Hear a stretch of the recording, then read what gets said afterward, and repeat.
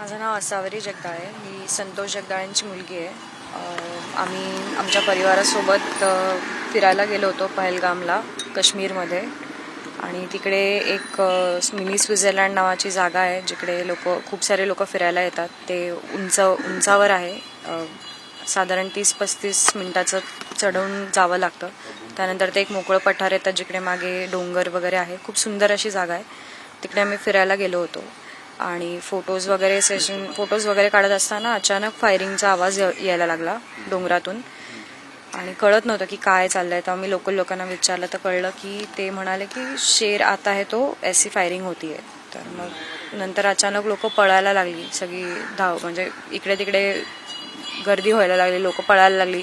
तेव्हा आम्हाला कळलं की वरून कुठून तरी फायरिंग होत आहे. सो तिकडे 2 टेंट्स होते. म्हणजे त्याच्या मागे लपण्यासाठी आम्ही त्या टेंट्सच्या मागे जाऊन बसलो. आणि आमच्यासोबत जे आमचे फॅमिली फ्रेंड होते गणबोटे, जे त्या सगळ्यामध्ये माझ्या वडिलांसोबत होते, ते झोपले होते. आणि त्यांच्या शेजारी त्यांची बायको, मी, माझे आईवडील आणि आमच्या शेजारी आणखी 2 फॅमिलीज होत्या ज्या आमच्यासोबत बसल्या होत्या. ते लोक पण प्रचंड घाबरली होती. आमच्या ऑपोजिट साईडला एक टेंट होता जिकडे काही लोक लपली होती. तर त्यांच्यातल्या काही लोकांवर फायरिंग झालं. जे फायरिंग करत होते त्यातला जो कोण तो व्यक्ती होता मग तो आमच्या इथे आला. मग त्याने माझ्या वडिलांना उठवलं. त्यांच्यावर पण फायरिंग झालं. म्हणजे तो रागानेच पुरुषांना पकडून मारत होता. माझे जे सोबत जे काका होते गणबोटे, कौस्तुभ गणबोटे, त्यांच्यावर पण फायरिंग झालं. त्यांना पण पकडून गोळी मारण्यात आली. माझ्या वडिलांवर 3 बुलेट्स फायर झाला. एक डोक्यात झाली, एक त्यांच्या खांद्याच्या पार्टला म्हणजे छातीजवळ झाली, आणि एक कानापासून टच होऊन गेली होती, पण ती लागलीच होती. म्हणजे डीप कट होता तो. त्याच्यामुळे माझे वडील तिथेच पडले. आणि जे आमच्यासोबत होते कौस्तुभ गणबोटे, ते काका माझे, तर त्यांना पण बॅकफायर झाली. म्हणजे मागून गोळी घातली, कारण ते उलटे झोपले होते. तर त्यांचा डोळा फोडला गेला त्याच्यामध्ये, फुटला म्हणजे. आणि त्यांना अजून बॅकला म्हणजे पाठीवर वगैरे पण त्यांच्यावर फायरिंग झाली. आमच्या शेजारी जे फॅमिलीज होत्या त्यातले पण 2 पुरुष त्यांच्यावर पण फायरिंग झाली. असे बरेचसे फॅमिलीजमधले मेन पुरुष लोक होते ज्यांच्यावर फायरिंग झाली आणि ते गेले. सो तिकडनं आम्हाला पळून यावं लागलं, कारण आम्हाला हेल्प हवी होती. तर आम्हाला हेल्प मागण्यासाठी खाली जाणं गरजेचं होतं. सो आम्ही अराउंड 30 मिनिट्स उतरायला आम्हाला लागले. तिथे एक लोकल जो घोडेवाला होता, तो माणूस खूप चांगला होता. त्याने आम्हाला हेल्प केली. म्हणजे तो थांबला, तो पळून नाही गेला. तो म्हणला की आप हमारी सवारी हो, तो मेरा काम है आपको इधर से नीचे लेके जाना. तो आम्हाला व्यवस्थित त्यांनी खाली पोहोचवलं. तिथल्या लोकल लोक जेवढी पण तिथे ते घोडेसवारीवाले, तिथे जे टुरिस्ट पॅक्स म्हणजे त्या राईडसाठी जी पॅकेजेस असतात ते देणारी लोक होती, त्यांनी पण आम्हाला हेल्प केली. मला चक्कर आली होती तर त्यांनी मला उचलून गाडीतनं हॉस्पिटलाइज करायचं ट्राय केलं. हे अशी खूप सारी हेल्प तिथे मिळाली. आम्ही जेव्हा उतरत होतो तेव्हा मिलिटरी वर चालली होती. सो आम्हाला माहिती होतं की आमची माणसं तिथनं काढली जातील. साधारण 4:30-5ला आम्ही ऑलमोस्ट म्हणजे हॉस्पिटलमध्ये होतो सगळेजण. त्यानंतर आम्हाला कळालं की आमची जी माणसं आहेत जी वर अडकली होती त्यांना हेलिपॅड थ्रू श्रीनगरला वगैरे शिफ्ट केलं गेलं आहे. पण अपडेट्स काही मिळत नव्हते. आम्हाला सेफ जागी ठेवलं होतं पहलगाम क्लबमध्ये, जिकडे आमच्यासोबत जेवढे पण लोक ज्यांच्या फॅमिलीजमधल्या लोकांना मारलं होतं ती लोक होती. आणि तिथनं मग आम्हाला रात्री 11:30 वाजता वगैरे कळालं, 12 वाजता, की काही डेड बॉडीज तिथे आहेत. म्हणजे काही लोकांचा मृत्यू झाला आहे. त्यांचं व्हेरिफिकेशनसाठी आम्हाला बोलवलं. त्याच्यामध्ये माझ्या वडिलांचं आणि त्या काकांचं व्हेरिफिकेशन मला करावं लागलं. म्हणजे कळालं त्याच्यामुळे की ते दोघं पण गेलेत. त्यानंतर आम्हाला तिकडनं विथ दोज बॉडीज श्रीनगरला पाठवलं पोस्टमॉर्टमसाठी. आणि पोस्टमॉर्टम झाल्यानंतर ते आम्हाला सगळी प्रोसेस कंप्लीट झाल्यानंतर पुण्याला आमच्या रिस्पेक्टिव्ह जागी पाठवणार होते. सो या प्रोसेसला भरपूर वेळ लागला. अराउंड 24 तासांच्या वर आम्ही या सगळ्या प्रोसेसमध्ये होतो. फक्त एवढंच की काही लोकल लोकांमुळे हे थोडं सोपं झालं. म्हणजे आमचा जो ड्रायव्हर होता तो, म्हणजे मी त्या माणसाला मरेपर्यंत विसरणार नाही. तो एकदम म्हणजे देवासारखाच माझ्यासाठी उभा होता. तो मला म्हणत होता, सिस्टर आपको जो भी हेल्प चाहिए मैं हूँ इधर. आर्मीमधले पण एक जण होते, त्यांनी पण आमचे ते शेवटपर्यंत आमच्या सोबत होते. लेफ्टनंट कर्नल होते काही, ज्यांच्या थ्रू आम्हाला ते आर्मी ऑफिसर्स ज्यांनी आम्हाला सेफ जागी ठेवलं. सो या काही लोकल लोकांमुळे आणि तिथल्या आर्मीमुळे वगैरे आमच्यासोबत जे काही घडलं ते फेस करणं आम्हाला थोडं इझी जात होतं. बट ही घटना अशी आहे की जी आम्ही सामान्य लोक ज्यांच्या आयुष्यातले, आता माझे वडील हे एकमेव आधार माझ्या फॅमिलीचा होते, एकमेव कमवणारे व्यक्ती ज्यांच्यावर आमचं पूर्ण घर चालू होतं, ते आता नाही आहेत. म्हणजे ही गोष्ट आम्हाला पचतच नाहीये. मला अजूनही, मी माझ्या वडिलांचा अंत्यविधी आज सकाळी करून आले तर मला अजूनही विश्वास नाही बसत आहे की मी त्यांना अग्नी दिलाय. तुम्ही विचार करू शकता, मी खूप लहान आहे वयाने आणि मी या एजमध्ये हे बघितलंय, तर माझ्यासाठी हे खूप अवघड आहे. आयुष्यभरासाठी हे विसरणं, हे दुःख मी हे कधीच नाही विसरू शकत की माझ्या डोळ्यासमोर माझ्या वडिलांना, माझ्या काकांना गोळ्या मारल्या गेल्या. खूप क्रूरतेने जो तो सगळा प्रकार घडला. अशी जी माणसं करतात ती माणसं नाहीच आहेत, ती राक्षस आहेत.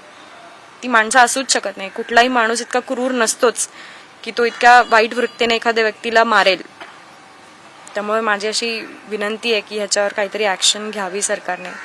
आणि आता आमचं तर पूर्ण सगळं संपलंय, तर आम्हाला पण त्यांच्याकडून योग्य ती मदत मिळावी. सगळेजण तुमच्या या दुःखात सहभागी आहेत, पण तिथे जेव्हा ही घटना घडली तेव्हा हल्ला करणारे एकूण किती लोक होते, त्यांचा एकूण पेहराव कसा होता, शस्त्र कोणती दिसत होती, किती लोक होते आणि कशा पद्धतीने ते आले आणि सगळं हे घडलं? ते पहाडीतूनच आले, म्हणजे जिथे खूप उंच उंच झाडं होती तिकडूनच ते आले. ऍक्च्युली आम्हाला कळलं जेव्हा ते आमच्या जवळ आले, त्यामुळे ते एक्झॅक्टली कुठून आले नाही सांगू शकत, कारण आम्ही तो पूर्ण ओपन मैदान आहे, तर चारी बाजूला लोकांच्या डेड बॉडीज पडल्या होत्या. सो म्हणजे गेटवर जिकडनं एंट्री करतो तिकडे एक माणूस पडलेला होता, जिथे ते म्हणजे ते रोपवे सारखं एक ते स्पोर्ट असतं, ते तिकडे ते लोक जे करत होते तिथे काही लोक पडलेली होती. तिकडे खायचे स्टॉल्स होते, तिथे काही लोकांना मारलं गेलं होतं. आता आम्ही जिथे थांबलो होतो ते स्टॉल्स होते लोकल लोकांचे, जिथे कपडे ते भाड्याने देतात शूटिंग करण्यासाठी. तिथे काही लोक आमच्या, तर जसं माझेच वडील होते तिथे, तर असं सांगू नाही शकत की ते एक्झॅक्टली कुठून आले. फक्त ते पळत जाताना पहाडी टुवर्ड्स गेले एवढं मी सांगू शकते. आता तिथेही वर अजून काही स्पॉट्स आहेत. आता आम्ही जो थांबलो होतो तो मिड पॉईंट होता, त्याच्या वर पण आणखी काही स्पॉट्स आहेत जिकडे आम्ही नाही गेलो. तिकडे काही लोक अडकली होती, ती वाचली लकीली त्यातली काही लोक, पण मध्ये जे रस्त्यात होते त्यांना पण धरून मारलं गेलं. सो सांगू नाही शकत की ते कुठून आले होते. किती होते साधारण, किती लोक होते? मी तरी 4-5 लोकांना पळत जाताना पाहिलं, पण ते एक्झॅक्टली किती नाही सांगू शकत. तुमची सुटका कशी झाली? एका वेळेला सुरुवातीला काय म्हटलं त्यांनी तुमच्या समोर आल्यानंतर, आणि किती साधारण वेळामध्ये हे सगळं घडलं? साधारण 15-20 मिनिटाचा हा खेळ चालू होता पूर्ण. म्हणजे आम्ही पळेपर्यंतचं मी सांगते, मी एक्झॅक्ट टायमिंग, आता ती सिच्युएशन अशी नाही ना मी कॅल्क्युलेट करेन टाइम की किती वेळ चाललंय हे, कारण त्यावेळेला एक मिनिटं पण आपल्याला एक तासासारखा वाटतो. सो मी त्याच्यावर नाही काही सांगू शकणार, पण साधारण 15-20 मिनिटं ते आले, पूर्ण फायरिंग झालं, आम्ही एकमेकांना सांभाळणं वगैरे सगळं मध्ये 15-20 मिनिटाचा टाइम गेला असेल. लोकांनी काही तुमच्याशी संवाद साधला का? अतिरेकी होते, त्यांच्या हातात बंदुका होत्या, तुमच्याशी काय बोलले, काय त्यांनी? नाही, ते फक्त आम्हाला एवढंच बोलत होते की तुम्ही कलम वाचून दाखवा. आता ज्यांना येत असतील त्यांनी वाचली असतील, ज्यांना नाही येत त्यांनी नाही वाचली, पण त्यांनी असं काही स्पेसिफिक, म्हणजे मला माहिती नाही की त्यांनी असं का केलं, पण त्यांचा राग आहे की आम्हाला तुम्हाला मारायचं तर ते कुठलाही हेतू घेऊन मारू शकतात ना. सो आपण स्पेसिफिकली नाही सांगू शकत की याच रिझनमुळे मारलंय किंवा कुठलं काही, आता त्यांच्या डोक्यात काय हे आपण नाही सांगू शकत. आता माझे वडील म्हणाले तुम्ही जे म्हणाल ते मी करतो, पण तरी त्यांना मारलंच ना. असे कितीतरी लोक असतील जे त्यांना म्हणले असतील की आम्ही काहीच केलं नाही, तुम्ही आम्हाला का मारताय. सामान्य लोकांना मारण्याचा हेतू काहीही असू शकतो, त्याच्यावर आपण काहीच कमेंट नाही करू शकत. महिलांना आणि पुरुषांना असं वेगवेगळं केलं होतं का? नाही, सगळे फॅमिलीज आपल्या फॅमिलीसोबत होते. आता एक इन्सिडेंट तर आमच्या कळण्यात आला की एक मुलगा आणि आई म्हणजे काहीतरी स्पोर्ट्स का फोटोज त्यांचा चालू होता, त्यांचे जे वडील होते ते स्नॅक्स आणायला गेले होते, तर त्यांच्या इथे गोळी मारली गेली होती. ते जेव्हा आले तेव्हा त्यांना कळलं की आपल्या नवऱ्याला, म्हणजे आपल्या वडिलांना मारलं गेलंय. सो तो मुलगा ओरडला की तुम उनको मारा है तो हमें भी मारो. तर मग ते तेव्हा बोलले की हम तुम्हें नहीं मारेंगे, हम औरतों को और बच्चों को नहीं मारेंगे असं. पण असं नाहीये. त्या शूटिंग म्हणजे त्या फायरिंगमध्ये एक 17 वर्षाचा मुलगा होता, त्यालाही गोळी लागली होती, तोही गेला. एक्झॅक्टली नाही माहिती, कारण आम्ही आमच्याच गोष्टींमध्ये होतो. प्रत्येक जण तिथे आक्रोश करत होता. प्रत्येकाच्या फॅमिलीतला एक पर्सन, म्हणजे एक कर्ता पुरुष गेलेला आहे. तुम्हाला ते कपल तर माहिती असेल, ते खूप सगळ्या न्यूजमध्ये दिसतात. ती मुलगी माझ्या शेजारी बसली होती, तिचं 16 एप्रिलला आय थिंक लग्न झालं आणि तिचा नवरा नेव्हीमधला ऑफिसर होता. तो सुट्टी घेऊन ते हनीमून करण्यासाठी फर्स्ट का सेकंड डे होता त्यांचा, आणि ही घटना त्यांच्यासोबत झाली. तिचं असं म्हणणं होतं की तिच्या नवऱ्याचे श्वास चालू होते, पण आय डोंट नो पुढे उपचार करताना मे बी त्यांची डेथ झालेली असू शकते. असं एकूण हा प्रकार किती वेळ चालला आणि त्यानंतर तुमच्या मी सांगितलं सर ह्याच्यावर किंवा सैनिकांची मदत किती वेळानंतर आली काय झालं? ते खूप उंच आहे सर, त्याच्यामुळे आम्ही जेव्हा उतरत होतो तेव्हा मिलिटरी आली, त्याच्यानंतर ते वर गेले असतील, त्यांनी रेस्क्यू. आता तिथे वर काय झालं काय आयडिया नाही, बिकॉज मी तुम्हाला म्हणलं की मला चक्कर आली होती. सो मधला जो 1 तासाभराचा पार्ट आहे, जोपर्यंत मला हॉस्पिटलला नेत होते, सो तो मला नाही माहिती.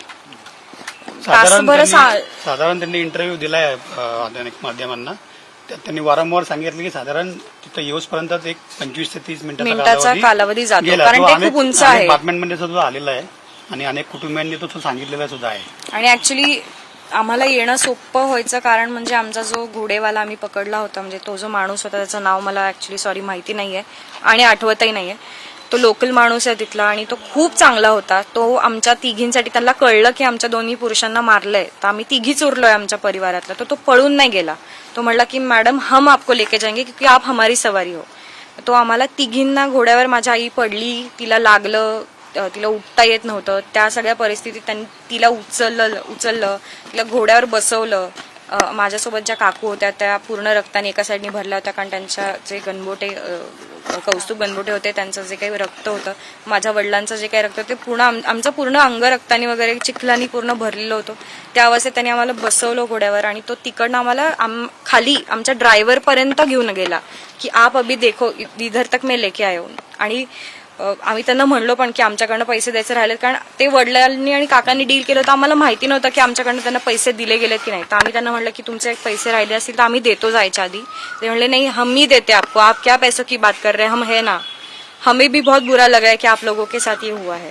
सो तिथल्या लोकांना म्हणजे ते रडत होते. आमच्यासोबत जो ड्रायव्हर होता फर्स्ट डे पासून, तो मला म्हणजे जेव्हा आम्ही श्रीनगर एअरपोर्टला आलो, जिकडनं आम्ही रिटर्न येणार होतो पुण्याला, एक हॉल्ट फ्लाईट होती आणि तिथनं आम्ही रिटर्न येणार होतो, तो माणूस माझा हात पकडून डसाडसा रडत होता की सिस्टर ये क्या हो गया आपके साथ. पण माझे वडील आणि ते जे कौस्तुभ गणबोटे होते, त्यांचं त्या ड्रायव्हर सोबत आमचं 2च दिवसात इतकं चांगलं ट्युनिंग जुळलं की तो अख्खा वेळ माणूस तो माझ्या सोबत होता. म्हणजे मी त्याला म्हणलं की आप मुझे हेल्प करो, आप किधर मत जाओ, तो गेला नाही. तो आजारी होता तरी तो अख्खा वेळ आमच्या सोबत होता, रात्र दिवस. कुठेही मी त्याला म्हणलं की अभी गाडी निकालो, तो गाडी काढत होता. मी त्याला म्हणलं अभी इधर से उधर जाओ, वो ये लेके आओ, वो लेके आओ, तर सगळं माझ्यासाठी तिथे उभं राहून करत होता. आज मी पुण्यात सकाळी माझ्या आई वडिलांना, त्यांना सगळ्यांना घेऊन येईपर्यंत, माझी जेव्हा एअरपोर्टला आमची फ्लाईट लँड झाली तेव्हा मी फोन चालू केला तर पहिले मला त्याचे 5 मिस कॉल पडलेले दिसले. मग तो रात्रभर तेव्हाही जागा होता, कारण आमची ऑफ वेला फ्लाईट होती, 3:30ची फ्लाईट होती आणि आम्ही पोचणार पहाटे होतो. तर त्याचा मला, मी पहिलं उतरल्यावर त्याला फोन केला की भाई हम पहुंच गए. मग तो म्हणला की मुझे बहुत बुरा लग रहा है. आज तो हॉस्पिटलाइज झाला कारण तो आजारी होता, पण तरी तो आमच्यासाठी पळत होता. म्हणजे माणुसकी होती त्याच्यामध्ये, म्हणून आम्ही त्याच्या मदतीने तिथे सर्व्हाइव्ह करू शकलो. मिलिटरीचं खूप सपोर्ट मिळाला, आर्मीचा खूप सपोर्ट मिळाला, म्हणून तिथून आम्ही सर्व्हाइव्ह करून इथपर्यंत येऊ शकलो. पण ऍक्च्युली तो खूप भीतीदायक प्रकार होता. खूप भीती वाढवती की कुठून कधी एक बुलेट येईल आणि ती आपल्याला फोडून जाईल, सांगू शकत नाही. आता तुम्ही सरकारकडनं काय अपेक्षा ठेवताय पुढच्या काळात? सरकारकडनं एवढीच अपेक्षा आहे की तिचे वडील माझे मित्र आहेत, खूप चांगले. तर आयुष्याचा प्रत्येक एक टप्पा असतो. कष्ट केल्यानंतर माणसाचं एक झाडाला फळ लागण्याची जी वेळ असते, त्या काळात माझ्या मित्राचा मृत्यू झालाय. तर सरकारकडनं आम्हाला एवढ्याच अपेक्षा आहेत की माणूस तर गेलाय, तो काही भरून निघणार नाहीये, पण जास्तीत जास्त त्यांना कम्पेन्सेशन मिळावं, जास्तीत जास्त भरपाई मिळावी, याच्याबद्दल मी मित्र म्हणून तिच्या वतीने थोडंसं बोलतो. कारण ती आज खूप लहान आहे, बोलू शकत नाही आणि खूप सकाळपासून प्रत्येक वारंवार प्रश्न विचारून ती आता ती थोडीशी 3 दिवस ट्रॅव्हल केल्यामुळे थोडी थकली पण आहे. तर माझी सरकारला विनंती आहे की जास्तीत जास्त त्यांनी भरपाई जगदाळे कुटुंबियांना द्यावी. मी संतोष नावाळे मित्र म्हणून आणि त्यांच्या परिवाराचे कुटुंबियांच्या वतीने मी सांगतो की त्यांना जास्तीत जास्त भरपाई मिळावी, कारण हा उमेदीचा काळ त्यांचा होता. अनेक स्वप्न त्यांची राहिली होती पुढच्या 10 वर्षामध्ये, जी पूर्ण करायची होती. अनेक वेळा ते आसवरीचं लग्न करायचे आणि नंतर आपल्याला सेटल व्हायचंय, आपल्याला पुढं असं करायचंय, बरंच प्लॅनिंग त्यांचं चालू असायचं आमच्याबरोबर, मित्रांबरोबर. ते कुठेतरी टप्प्यावर अर्धवट थांबलेलं आहे. त्यामुळं तिच्या परमिशनने मी तुम्हा सर्वांना जगदाळे कुटुंबियासाठी भरपाईची मागणी करतो. लोकशाही मराठी ऐका, पहा, जागरूक रहा.